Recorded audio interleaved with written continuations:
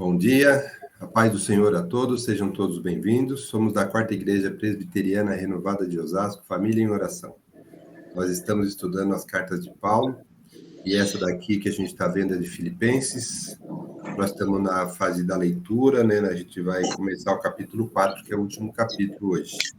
Eu vou pedir para a irmã Helena fazer uma oração. Irmã? Amém.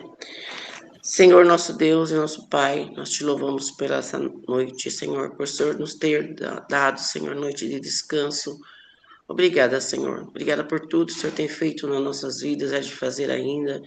Te agradeço pela vida do Marcelino, Senhor, por ele ter sido, Deus, honrado, Deus, naquele lugar, recebendo aquele diploma maravilhoso, Senhor, juntamente com sua esposa ali, Senhor. Obrigada, Senhor, pela vida do Marcelino. Obrigada, Senhor, porque o Senhor faz a sua parte, mas o Marcelino tem feito a parte dele e estudado, Senhor. Muito obrigada, Senhor.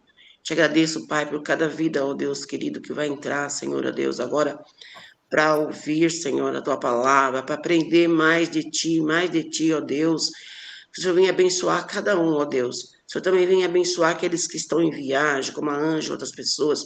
Que o Senhor venha guardar, Senhor, proteger no caminho, ó Deus, chegar até aqui, ó Deus. Te peço agora, Senhor, por cada um que vai ouvir hoje, ou que vai ouvir depois, Senhor, que vai ficar gravado, essa mensagem, esse estudo, ó Deus. Eu te peço, Senhor, que o Senhor venha abençoar cada um. Abra, Senhor, nosso coração, nosso ouvido, nossa mente, para ouvirmos e aprendermos mais e mais de Ti, Senhor. Eu te peço e te agradeço, ó Deus, em nome de Jesus. Amém, Senhor. Amém, amém. Obrigado, irmã Helena. Amém. Obrigado. Bom, hoje a gente vai começar o capítulo 4, que é o último, né? Então, como sempre eu faço, eu sempre dou um resuminho, eu acho bom a gente fazer um resumo, porque a gente tem que estar sempre com o contexto na cabeça. Então, toda vez que a gente vai ler um trecho da Bíblia, né, a gente nunca lê isolado. Por isso que a gente faz sempre uma abordagem ampla, a gente resume, a gente liga os pontos, né? A gente não fazer nenhuma leitura isolada, né? Então, a gente está sempre comentando sobre a amplitude, sobre o contexto, né? Para a gente entender quando a gente faz aquela leitura específica. Então, aqui passando aqui pela nossa estante aqui, né? Nós estamos na carta de Filipenses, é a sexta carta, né? Aqui na nossa estante, a sexta carta de Paulo, né?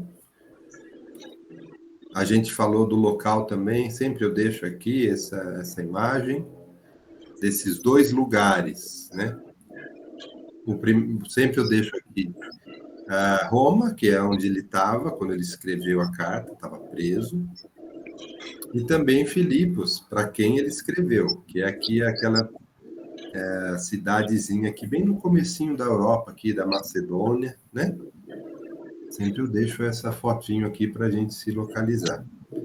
E eu sempre gosto de lembrar que Paulo fez 3 viagens missionárias, né? Implantando as igrejas nas regiões aqui que eu sempre estou mostrando, né? A primeira viagem de Paulo, ele mais ou menos ele só ficou aqui na Ásia mesmo, sabe? Aqui na Galácia, aqui nessa parte aqui. A primeira viagem dele praticamente foi aqui nessa região. Tá vendo? Israel está aqui embaixo, né? Ó. E essa região toda aqui, ó, é que ele fez a primeira viagem, tá vendo? Éfeso, Galácia e tal, enfim. Na segunda viagem, que ele teve aquela visão, né? Lembra que eu falei da visão que Paulo teve, que Deus falou com ele, que tinha lá, que ele ir para Macedônia, né? Então, foi lá na segunda viagem que ele foi para Filipos, tá bom? Então, a segunda viagem dele, além de pegar toda a Ásia, pegou também a Europa, né, a parte ocidental. E na terceira viagem, também, a abrangência da terceira viagem dele também foi essas duas partes, tanto aqui no lado oriental, parte da Galácia, da Ásia, quanto a parte ocidental ali, a Europa, né? E depois da terceira, na viagem, quando ele voltou para para Jerusalém, ele foi preso e levado para Roma. Muitos falam que a quarta viagem de Paulo é essa, prisão, quando ele foi para a prisão em Roma, que é uma viagem. Não foi ele que quis, né, vamos dizer assim, mas mesmo assim ele levou o evangelho, né? Então ele contou para a gente que mesmo ele diante dessa situação difícil, ele levou o evangelho, né, quando ele foi preso em Roma. Então eu gosto sempre de estar lembrando isso, né, para os irmãos, para ficar bem claro para a gente, né? Também sempre deixo essa imagem de todas as cartas de Paulo, porque é esse quadro, quando vocês forem consultar, vendo algum vídeo, vocês vão ver quando cada carta foi escrita, onde ele estava, né, para quem ele escreveu. Então, é muito legal essas duas imagens para a gente sempre deixar. Já falamos também da nossa igreja, né, lá de Filipos, ela foi fundada na segunda viagem, né? Porque foi lá que a gente conheceu aqueles personagens que a gente já comentou aqui, né? Sobre a Lídia, né? Aquela asiática lá também, uma empresária, né? Sobre a mulher adivinha também, aquela grega lá que era adivinha, e aliás, por causa dela que Paulo foi preso. Falamos do carcereiro também, né? Como é que ele foi liberto. Então, a gente viu que a abrangência, né, da igreja de Deus, ela é muito grande. Ela atinge a pessoa pobre, o rico, o estrangeiro, em qualquer raça, em qualquer lugar. A igreja é para todas as pessoas, né? Então, a gente está vendo isso. Bom, e aí também a gente começou a estudar, né, a leitura. A gente já estudou 3 capítulos, né?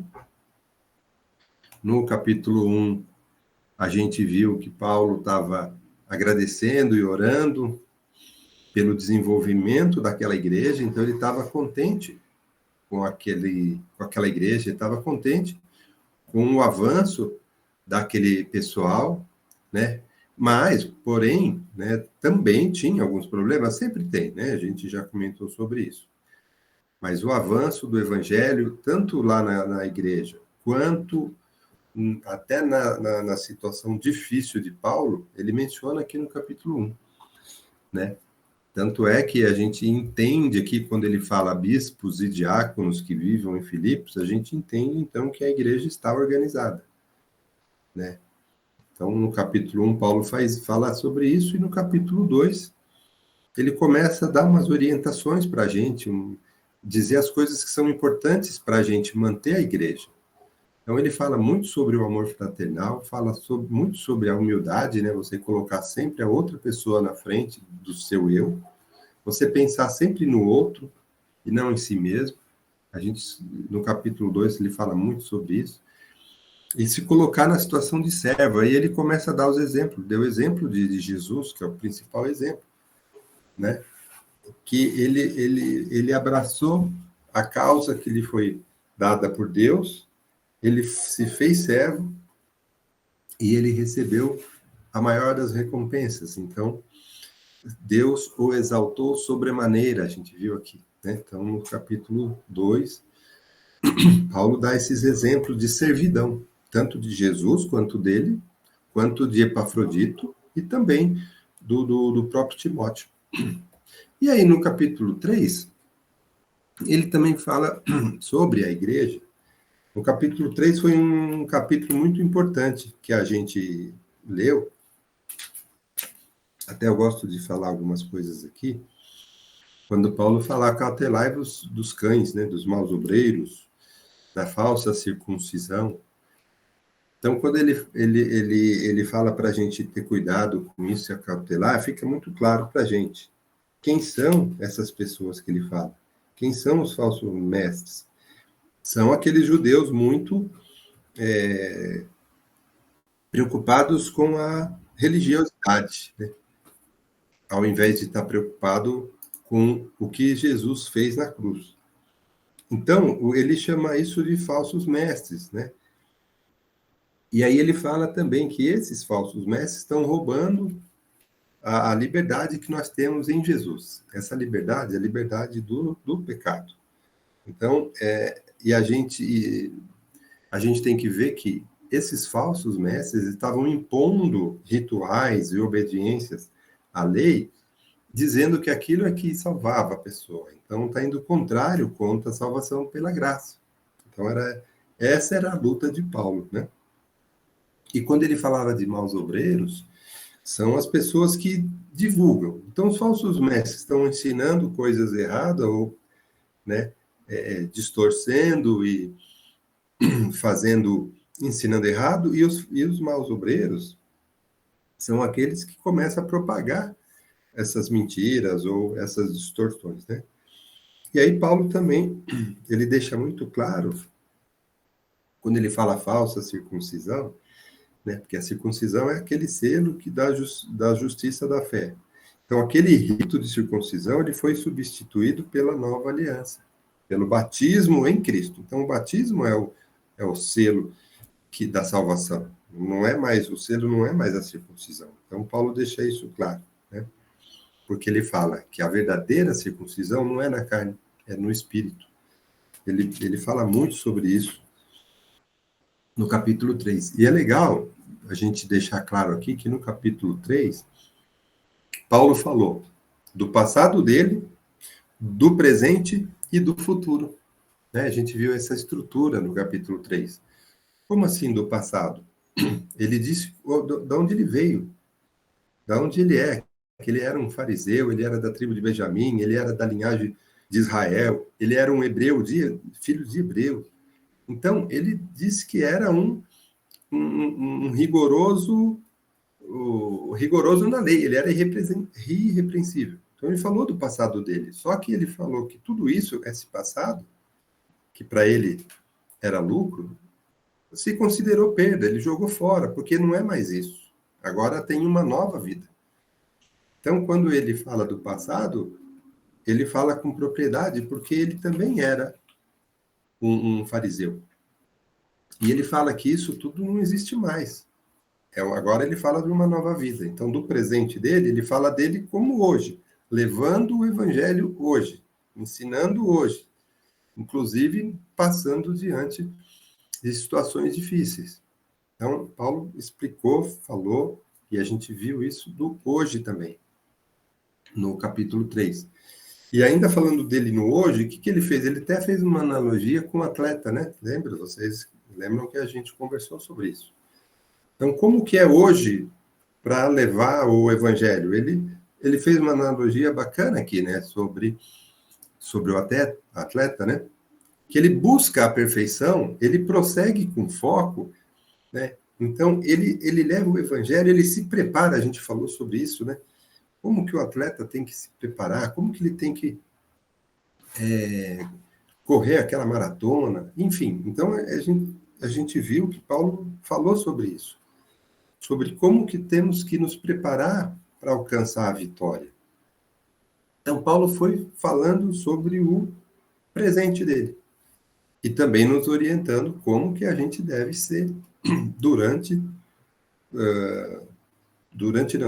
para levar o evangelho, né? Durante uma prova, uma corrida, né? Então, essa analogia ficou bem bacana para a gente entender da nossa preparação, do nosso foco.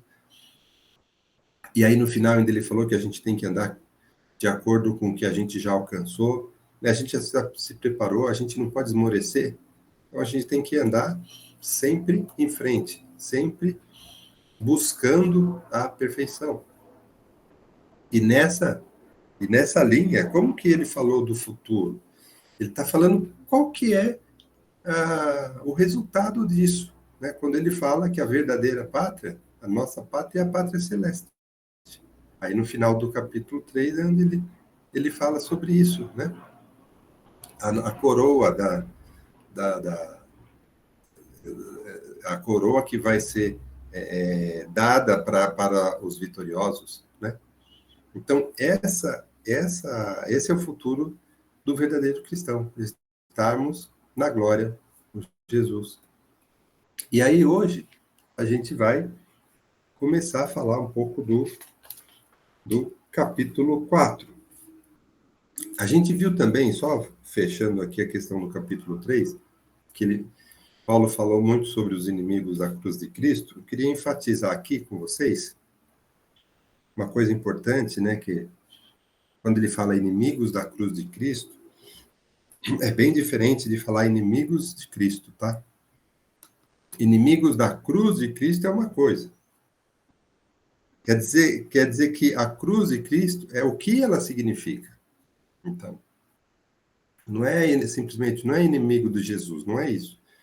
Inimigos da cruz é tudo que Jesus fez na cruz, tudo que ela representa que é a nossa salvação, que é a salvação pela graça, que ele morreu para nos libertar do pecado. É isso, é essa ideia que Paulo fala, os inimigos dessa cruz, os inimigos desse significado, de tudo que Jesus fez para nos salvar. Então, quem está distorcendo essa salvação, que é pela graça, não é por merecimento, por obras ou por se transformar em judeu, é nesse aspecto. Então, quem não está enfatizado com esse verdadeiro significado da cruz de Cristo, é o que ele chama aqui dos inimigos da cruz de Cristo. Por quê? Ele fala que estão mais preocupados com as questões terrenas do que com as questões espirituais. Por isso que ele fala, nossa pátria está no céu. Não é aqui da terra. E essas pessoas que estão atrás dessas, são rigorosos aí com a lei, com regras, com religiosidade, está mais focado nas coisas terrenas do que nas questões espirituais. Então, a nossa pátria está no céu. Então, Paulo termina aqui o capítulo 3 dizendo isso.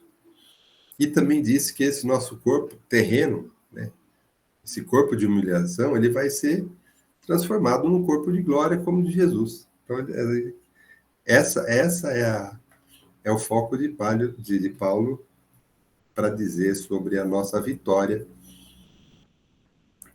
em Cristo. Bom, antes de eu começar a ler o capítulo 4, eu gostaria também de perguntar para vocês se alguém tem alguma coisa para falar. Tem aí? Alguém quer falar? Edgar quer falar alguma coisa?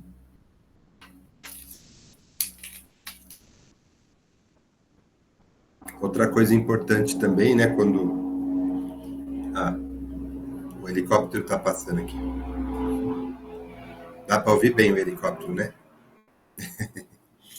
Então, outra coisa bacana também, né, quando a gente fala dos inimigos da cruz de Cristo, que eu falei que são dois, entre aspas, dois grupos, tanto são aqueles judaizantes, né, que são os fariseus, que são muito apegados à lei, quanto também tem aqueles os libertinos, né, que eu chamei, né? Aqueles que pensam na liberdade que Paulo prega como uma liberdade de que a gente pode agora, como a gente está livre do pecado, a gente pode fazer o que quiser. Então, temos que ter muito cuidado também com esse ensinamento que a gente teve sobre essa questão da liberdade que nós temos em Cristo. Nós somos libertos do pecado. E aí a gente falou muito também domingo passado. Não é porque a gente está liberto do pecado que a gente pode fazer qualquer coisa. Não. Ainda Paulo fala, se a gente já morreu para o pecado, então por que nós vamos permanecer nele? Então, se a gente continuar pecando, quer dizer que a gente não morreu para os nossos pecados. A gente não morreu para ter em Cristo uma vida nova. Então, é muito importante. Então, essas duas vertentes aí, distorcidas do Evangelho, é que eram combatidas naquela época. E até hoje a gente tem nas nossas igrejas.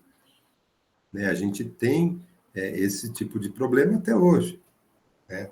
E ele vem da onde? Vem do desconhecimento adequado da palavra. Por isso que a gente insiste em que as pessoas precisam se preparar, entender a palavra, a nossa Bíblia, do jeito que ela é, sem ficar indo atrás dessas vertentes, dessas ondas que acabam distorcendo a nossa compreensão, né? E aí, por conta disso também a gente faz o estudo bíblico aqui bem minucioso, a gente acaba se fortalecendo, a gente acaba aprendendo cada vez mais, né? Bom, Deixa eu falar uma coisinha. pode falar. Completando o que você falou aí sobre as igrejas, eu estava pensando isso mesmo, que as pessoas muitas vezes, a gente vê igrejas, não estou falando mal das igrejas, mas estou falando assim em geral, igrejas lotadas, porque a igreja, ela só fala de prosperidade, não que a gente não tenha que ter prosperidade financeira, sabe que pode Sim. ter, mas que fica falando só o lado bom, também divergindo algumas coisas da Bíblia, você entende? Então, por isso que nós temos que ter cuidado com o que a gente vai atrás. A gente vai aprendendo. Eu hoje aprendi sobre isso. Estou aprendendo de tomar cuidado de você chegar num lugar e aí a pessoa está falando uma coisa que que não é da Bíblia. Eu lembro uma vez que nós fomos numa igreja, né, eu junto com uma irmãzinha que já faleceu, e chegou lá, o pastor pegou uma coisa, ela abriu a Bíblia e falou, não, isso aqui não está na Bíblia. Nossa, foi muito forte. Que ela sabia, é a mãe da Kátia, né? Elise. Ela, na hora, nós fomos conhecer, fomos visitar uma igrejinha que a gente foi convidada, né, para ir. E chegou lá, o pastor pregou, e quando falou uma coisa, ela falou assim: não, isso não está na Bíblia. A questão lá da Isabel, lá, do nenenzinho da Isabel, quando ela ficou grávida, lá no Velho Testamento. Quando a Isabel anunciou que estava grávida, ela falou umas coisas sobre a gravidez da Isabel que não estava na Bíblia. Então, a gente tem que tomar cuidado, né? Por isso que a gente tem que estudar a escola bíblica, aqui agora. A gente está aprendendo com esses falsos, que vai ter mesmo falsos mestres, né? Você entendeu? Pessoas que pegam a Bíblia e não faz que nem você fez, um estudo para saber, e vai pregar, tem que tomar cuidado para quem você vai dar o púlpito para a pessoa pregar. A pessoa tem que estudar, tem que fazer o curso, tem que saber muita coisa para poder pregar, né? Tem umas coisas que a gente fala assim, não, sobe lá e é o Espírito Santo. Não, o Espírito Santo vai agir, lógico que ele vai agir. Só que se a pessoa não está preparada, vai agir errado. Aí é forte o negócio. Que nem você que estuda outras pessoas, para ela não passou despercebida. Ela falou na hora, 2 vezes que eu fui com ela numa reunião, e nisso aí, não, isso não está na Bíblia. Então, a gente tem que tomar cuidado mesmo, Marcelino. Ainda mais na época de hoje, que as pessoas vão atrás de multidão. Entendeu? As pessoas vão atrás de multidão. Então, a gente tem que tomar muito cuidado mesmo para a gente não divergir a palavra de Deus, né? Que nem... É muito sério. Exato. Uhum. E também, o que a gente precisa também procurar, em dúvida, procurar as lideranças da igreja, procurar a gente que está estudando, né? Eu, Edgar, os pastores, né? Quando tem alguma dúvida, né? Tem que procurar as lideranças da igreja por quê? Porque eles estão mais preparados, né? E também não ficar, vamos supor, tem dúvida, não vai passar para frente, né? Porque aqui Paulo, quando ele fala dos falsos mestres, às vezes a pessoa recebe um negócio errado e já vai passar para frente. Não, às vezes nem é assim, não é de má fé, nem nada, simplesmente não entendeu direito, mas sempre é bom procurar entender melhor para que a gente não passe adiante uma coisa que não é bem aquilo. Então, é muito importante mesmo a gente estar se preparando para passar o evangelho para frente. Como Paulo diz aqui no exemplo dele da corrida, né, de ser atleta, você tem regras para cumprir, senão você vai ser desclassificado, né? Como quem diz, se você fizer errado fora das regras, então você não vai receber a coroa, você não vai obter a vitória. Tem que jogar de acordo com as regras rígidas. Edgar? Marcelino, você comentou sobre essa questão de você estar preparado, né? Você estar entendendo o que você está lendo, né? Porque, assim, aí entra também o Espírito Santo para a gente para fazer com que você entenda, né? Para levar você ao entendimento daquilo que está sendo dito na palavra, né? Porque a gente quer, às vezes, um entendimento só racional, intelectual, né? Eu vou ler aqui, aí eu vou traçar aqui, vou fazer um diagrama, vou montar aqui um fluxograma do que Paulo falou e tal. Não é isso, né? Não é exatamente, não é só intelectual também. Você precisa, ao ler um versículo, que Deus fale ali naquele versículo de uma maneira em que você consiga entender e passar para frente. Então, às vezes as pessoas leem a Bíblia de uma forma só intelectual e eu vou fazer um grande curso de teologia e eu vou ser o teólogo do teólogo e tal. E aí isso pode dar um entendimento racional da coisa, né? Que também é importante, saber onde aconteceu, como aconteceu, para onde foi, como não foi e tal. Mas no momento da leitura, deixar que Deus fale com você através daquela palavra, né? E não simplesmente ser uma coisa racional. E isso pode criar problemas. Muitos falam de uma maneira muito racional sobre a palavra de Deus. E no momento que ele tem que ensinar, ele ensina de uma maneira em que está preso nos fatos de uma época. E não, a gente tem que falar como são as coisas hoje, baseado naquilo que você leu, para que a pessoa entenda, para que você transmita de uma maneira correta. Então tem que ter cuidado também, né? Ah, eu leio toda a Bíblia, eu já estudei toda a Bíblia, mas Deus falou com você quando você estava, né? Você pediu o entendimento de Deus ali no momento certo, né? Da leitura. Tem que pensar, relevar um pouco sobre isso, né? Não posso ser só teólogo, né? Ou só teoria, né? Exato. É isso mesmo. E, inclusive, a gente tem que ter realmente uma preparação para o entendimento, né? Para o entendimento, porque assim, a gente tem que ter, a gente tem que orar, a gente tem que se preparar, a gente tem que abrir o coração, a gente tem que ter uma intimidade com Deus, porque para que as palavras, para que o Espírito venha agir na nossa vida, venha nos dar entendimento, né? E tem que ter Ó, dedicação, né, Marcelino? Porque quando você é, vai fazer um curso, você é exigido ali, né, em momentos especiais ali, olha, você tem que apresentar um trabalho, você é arguído ali na hora, você tem uma prova, você tem um... Isso também se torna, né, uma realidade no dia a dia do cristão, né, que ele é ali no momento de um teste ali, de alguém perguntar alguma coisa para você, não que você vai responder teoricamente aquilo, mas você vai falar, olha, Deus fala que você deve agir de acordo com isso, aquilo outro. Não necessariamente você falar o texto bíblico.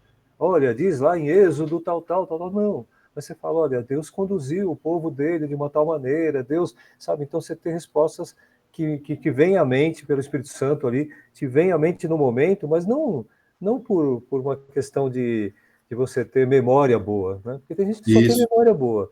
Eu conheço muita gente que só tem memória boa. Então ele lê a Bíblia, ele guarda a Bíblia na cabeça.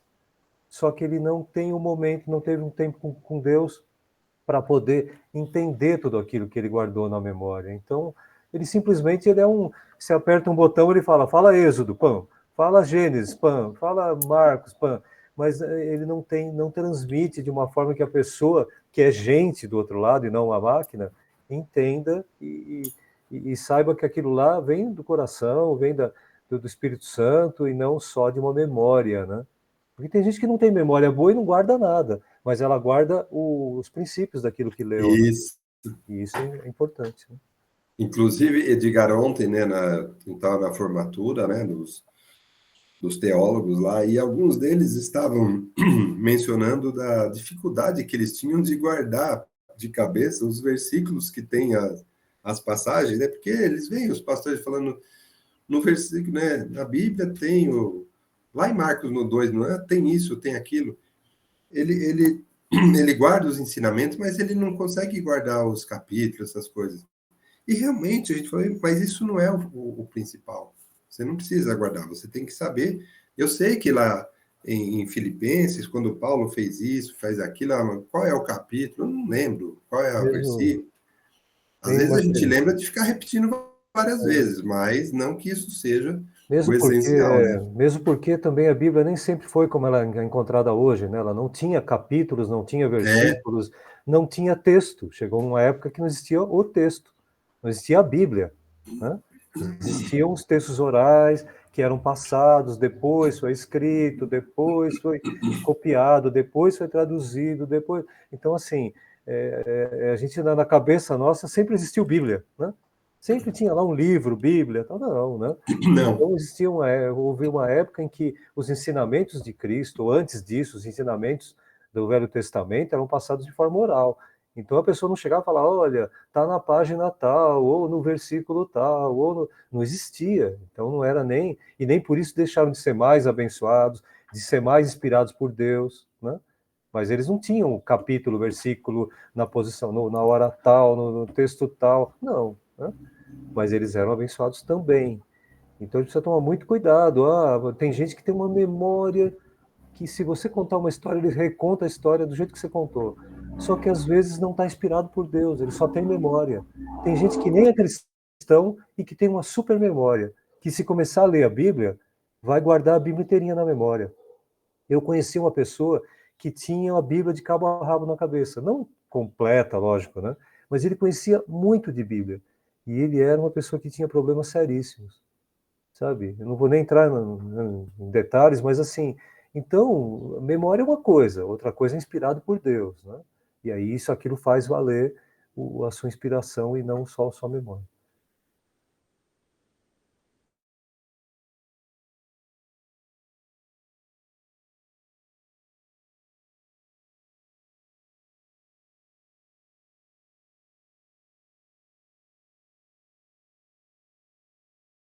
Marcelinho, está sem microfone. É verdade. Eu deixei no mudo por causa dos helicópteros. Hoje está muito helicóptero. É em Libras, né? Você estava falando em Libras, né? Eu estava falando em Braille, né?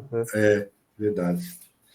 Então, esse quarto capítulo que a gente vai começar a ler, ele é muito importante também. Por quê? Porque Paulo traz aqui algumas exortações, alguns ensinamentos para a igreja, para nós, muito importantes. Só eu aqui, nesse trecho aqui do versículo 1 ao 7, já tem aqui seis exortações, 6 recomendações, 6 tópicos para a gente estudar aqui. Então, é muito bacana a gente estar atento aqui aos ensinamentos do capítulo 4. Bom, eu vou ler aqui esses primeiros versículos, do 1 até o 7. E aí a gente vai começar a falar. Então, vamos lá. Capítulo 4, versículo 1. Portanto, meus irmãos amados e muito saudosos, minha alegria e coroa, sim, amados, permanecei deste modo firmes no Senhor. Rogo a Evódia e rogo a Sintique, pensem concordemente no Senhor. A ti, fiel companheiro de jugo, também peço que as auxilies, pois juntas se esforçaram comigo no Evangelho, também com Clemente e com os demais cooperadores meus, cujos nomes se encontram no livro da vida. Alegrai-vos sempre no Senhor. Outra vez digo, alegrai-vos. Seja a vossa moderação conhecida de todos os homens. Perto está o Senhor. Não andeis ansiosos de coisa alguma. Em tudo, porém, sejam conhecidas diante de Deus as vossas petições, pela oração, pela súplica, com ações de graça. E a paz de Deus, que excede todo o entendimento, guardará o vosso coração e a vossa mente em Cristo Jesus. Muito bom, senhores, eu vou primeiro aqui, já no primeiro versículo aqui, ó, já queria chamar a atenção aqui, quando fala aqui, portanto, né? Portanto, meus irmãos, amados e muito saudosos. Sim, amados, ele fala, sim, amados, ele amava, essa igreja para ele era muito importante. Ele amava, sim, essa igreja. E ele estava com saudade, sim, né? Isso ele já demonstrou, a gente já viu. Portanto, meus irmãos, amados e muito saudosos, minha alegria e coroa. Bom, eu queria chamar a atenção aqui quando ele fala minha alegria e minha coroa. Primeiro, alegria. Alegria, a gente já falou que essa carta é a carta da alegria, né? Mas que tipo de alegria, né? Então, essa alegria que Paulo fala aqui, a gente já comentou, mas eu vou reforçar. Por que é essa alegria de Paulo, quando ele fala que esse povo de Filipos são a alegria dele? É porque aquele objetivo, né, do atleta Paulo levar o evangelho, Ele foi lá, ele plantou a igreja, ele viu que deu frutos. Então, essa alegria que a gente enfatiza é uma alegria na obra, uma alegria que a gente sente quando a gente faz alguma coisa, né, para levar Cristo para as pessoas. Então, esse povo era a alegria dele nesse aspecto. Não era a alegria dele porque ajudava ele com as provisões, ou porque esse cara era muito amigo, mas a alegria dele é do resultado do propósito dele de levar o evangelho e do desenvolvimento deles, né? Então, eles eram a alegria de Paulo. Assim como a gente tem alegria na nossa igreja quando a gente faz um evento, né? Quando a gente faz uma oração e a pessoa é curada, isso é uma alegria. Quando a gente leva a palavra de Jesus e a gente conforta um coração, isso é uma alegria, né? Quando a gente faz um evento na igreja e pessoas são convertidas, isso, essa alegria que Paulo menciona. Então, essa é a alegria. Então, esse povo lá em Filipos, ele era a alegria de Paulo por isso, porque ele foi lá, ele levou o evangelho e o pessoal se desenvolveu nesse evangelho. Então, Paulo diz que esse povo é a alegria dele. Agora, aqui também ele fala, além de ser minha alegria, ainda nesse versículo 1, ele fala minha alegria e coroa. Coroa, eu queria chamar a atenção também, quando ele fala que coroa, ele está chamando aquele povo de coroa. Você sabe que eu tenho, Edgar, eu tenho dois significados para coroa aqui, né? Mas agora, lembrando aqui, tem um de gíria que também é um terceiro significado. Quando a gente fala do coroa, é a pessoa mais idosa, né? Do coroa, né? Tem dois significados aqui. Na palavra em grego, coroa, tem duas palavras em grego para coroa. Uma é diadema e a outra é Stéphanos.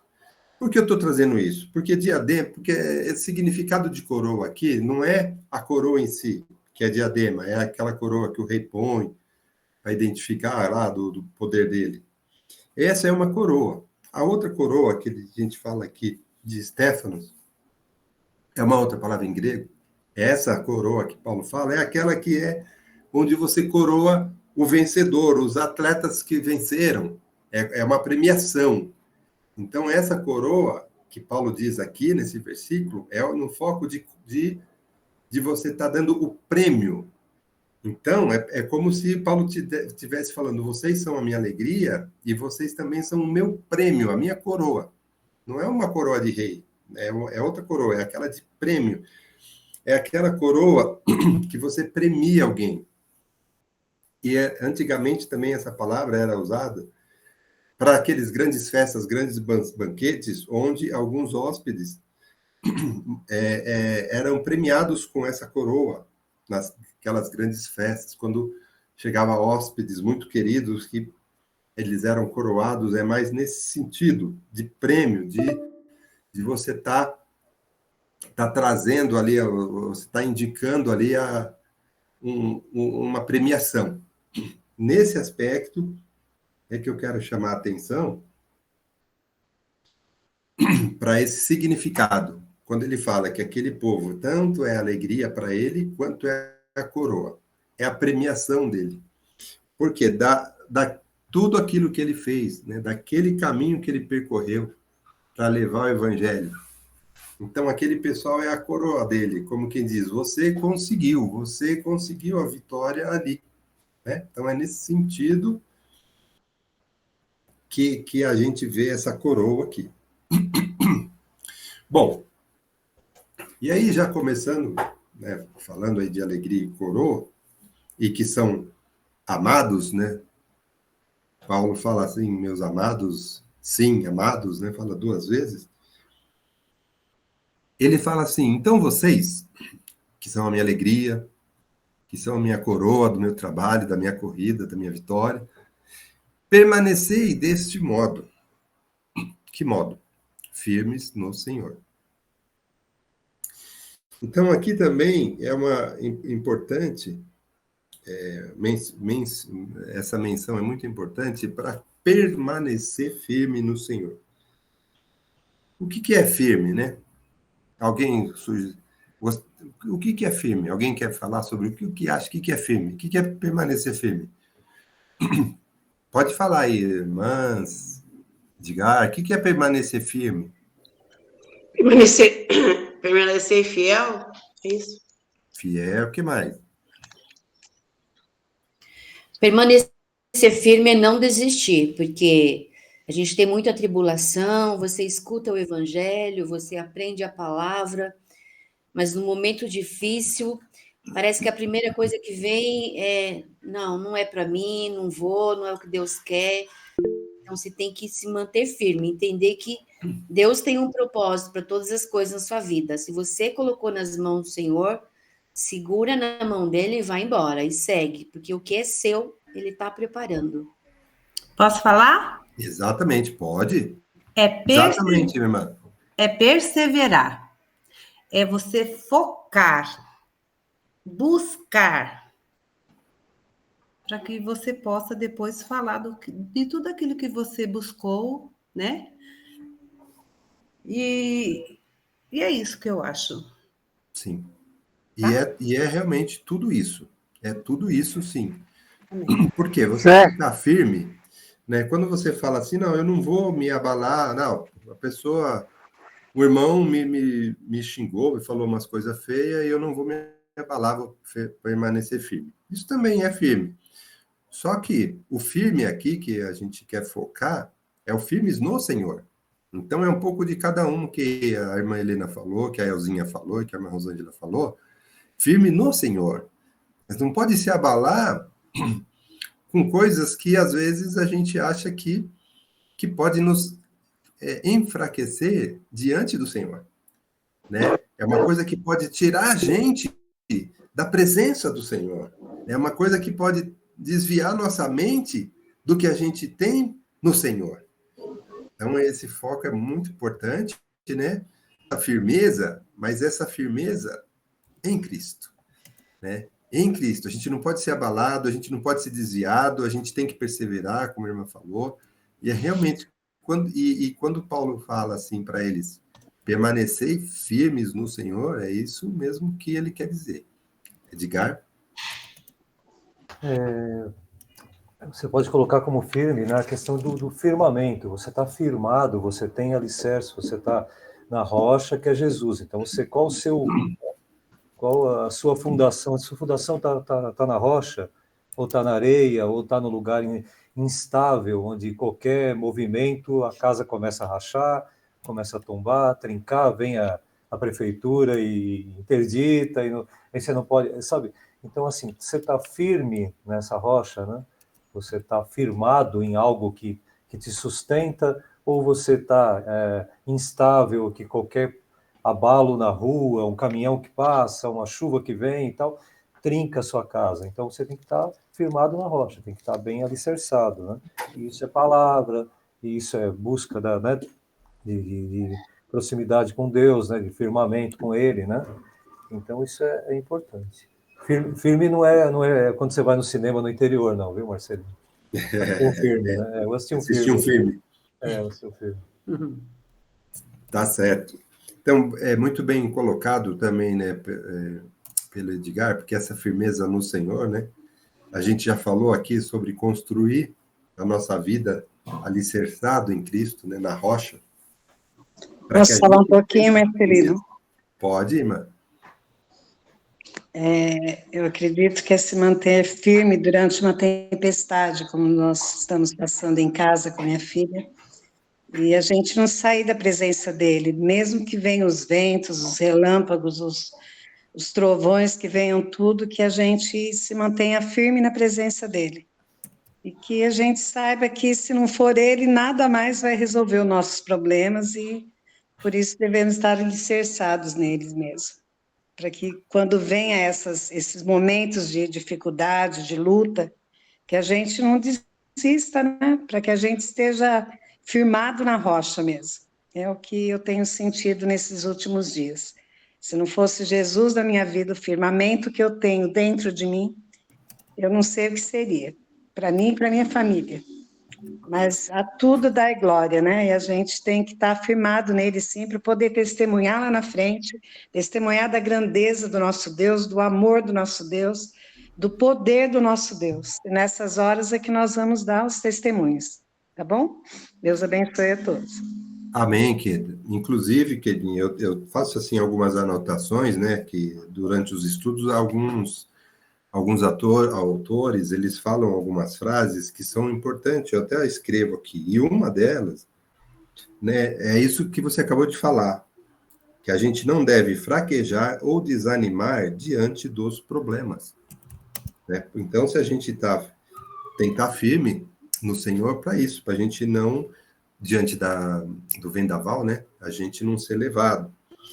E outra coisa também que eu acho importante a gente estar mencionando aqui, são dos perigos que são, então, tem perigos internos e externos, agora olhando mais para a questão da igreja como um todo, né? A igreja se manter firme. Nós temos os perigos internos da igreja e os externos. Então, os internos, por exemplo, são uma desarmonia, um desentendimento na igreja, por exemplo. Isso daí é um risco para manter a integridade da igreja. Quando há uma desarmonia, um desentendimento, isso daí são perigos que a própria igreja tem dentro dela. Um outro perigo, que são externos, são essas doutrinas ou esses falsos mestres que o próprio Paulo nos alerta, que a gente precisa ficar atento dos falsos mestres. São perigos externos que podem influenciar a igreja, pode vir para dentro da igreja e a gente precisa manter firme no Senhor para que essas coisas de fora não venham contaminar a igreja. E nem as próprias coisas internas, que às vezes pode acontecer também, de abalar a igreja. Então, nesse aspecto, a gente também tem que estar firme no Senhor. E aí, nesse trecho que eu falei, que a gente leu, que tem aqui 6 pontos para a gente de ensinamento, esse é o primeiro ponto que Paulo traz para essa firmeza que a gente tem que manter. Tudo isso que a gente falou, mais os perigos internos, os perigos externos. Então, toda essa firmeza é o primeiro ensinamento aqui do capítulo 4 de Paulo, é sobre isso, essa firmeza no Senhor, para não nos abalar e tirar a gente da presença dele. Para que a gente não saia nem da presença e nem a gente enfraquece o nosso entendimento sobre a palavra, né? Então, a gente tem que permanecer firme. Esse é o grande primeiro ensinamento que Paulo traz aqui no capítulo 4. Os demais, que a gente já vai ler aqui nos próximos dias, bom, como já está acabando aqui, né, tem só 5 minutos, 4, a gente já vai encerrar. No próximo domingo, a gente vai ver os demais pontos aqui do capítulo 4, que são ensinamentos muito importantes que Paulo traz para a gente, certo? Então, eu já vou encerrar aqui, porque só faltam 4 minutos. Alguém quer mais colocar alguma coisa antes de eu orar para a gente encerrar hoje? E vamos continuar domingo que vem? Fran? Quando o irmão Edgar falou sobre firmamento, sobre casa, essas coisas, né? Eu tô aqui lavando a louça e o Espírito Santo falando comigo, né? Falando sobre firmado, como estamos firmados em Cristo. Como uma casa, ela sempre precisa de reparo, né? Ficar fazendo reparo para que não venha cair, desmoronar. Assim é nossas vidas, né? O Espírito Santo, ele nos alerta quando a gente está agindo de maneira errada, como o irmão Marcelinho acabou de falar aí sobre os problemas externos e internos, né? Então, o Espírito Santo, ele nos alerta. Ó, Francisca, você agiu assim dessa maneira, falou dessa maneira, não é desse jeito, né? Então, que a gente fica atento, porque nós fomos chamados como corpo de Cristo para estar em união, né? Mas a gente ouvir a Deus e obedecer e fazer tudo, as coisas de Deus com amor. Não fazer de qualquer jeito, mas fazer com amor. Não importa se é na porta, se é lavando o banheiro, não importa, mas fazer as coisas de Deus com amor e firmados, como a Quedinha falou, né? O Senhor, ele nos chamou e ele nos sustenta, não importa o tempo que a gente esteja passando, enfrentando situação, mas firmar sempre Cristo é estar na igreja, congregando com os irmãos, lendo a palavra, orando e obedecendo. Amém. Amém. Muito bem colocado, sim, irmã. Muito bem. Bom, então vamos encerrar aqui, eu vou fazer uma oração. Os pastores não estão aqui, porque eles estão na estrada, estão viajando, né? O pastor Vanderlei está nos Estados Unidos, o pastor Vânia e a Débora estão voltando lá de Cianorte, né? Que eles foram também lá na formatura, da nossa formatura lá em Cianorte, da nossa igreja, né? Por isso que eles não estão aqui no momento, tá bom? Então, eu vou fazer uma oração, a gente encerra, tá bom? Já vou tirar aqui. Senhor, meu Deus e meu Pai, muito obrigado, Senhor, por esse momento, um momento de qualidade, um momento de comunhão contigo, um momento de conhecimento, um momento de fortalecer o nosso coração, de fortalecer a nossa mente, um momento, Pai, da gente crescer espiritualmente. Somos muito gratos ao que o Senhor tem feito conosco. Pedimos que o Senhor abençoe a cada um que participou e os que vão participar, vão ouvir, que a tua mensagem entre nos nossos corações, que elas deem frutos e bons frutos para o seu reino, e que nós sintamos essa alegria que Paulo tanto nos ensina, a alegria em ti, ó Pai. Nós somos muito gratos, somos alegres, te agradecemos por esse momento e pedimos que o Senhor venha abençoar todos aqui presentes e os que também vão assistir. Em nome de Jesus eu oro a ti. Amém. Amém. Paz, Amém. Senhor. Paz, Senhor. Muito obrigado, hein, pessoal. Um excelente domingo. É a noite. Até mais tarde. Deus abençoe. Até mais tarde.